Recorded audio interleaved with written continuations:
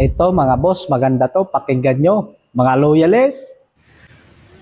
Magandang hapon mga boss. Ako'y mananawagan lamang sa mga kasama ko dating loyalista at vlogger na bayaran.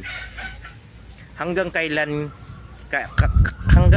ninyo makakain ang prinsipyo ng ganyan? At hanggang saan kayo dadalhin ang inyong konsensya? Ako, pagod na ako, kaya itinigil ko na ang pagiging Marcos loyalist at Marcos defenders. Mga loyalists, magbago na kayo katulad ni Bossing. Nakita nyo naman, narinig nyo naman kung ano sinabi niya.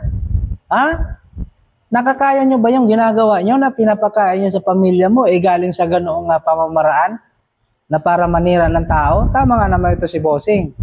Dapat lang siyang kumalas kasi hindi maganda. O ngayon mga loyalist vlogger,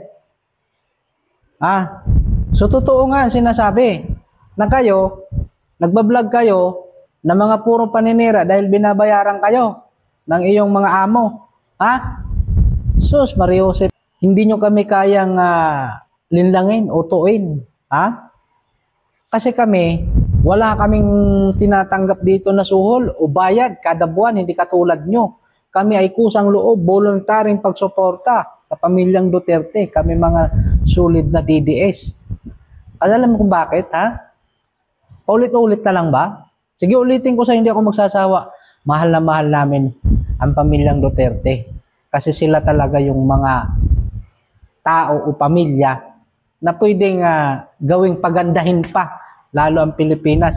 Alisin ang korupsyon, alisin ang mga buhaya, alisin ang mga adik, etc. etc.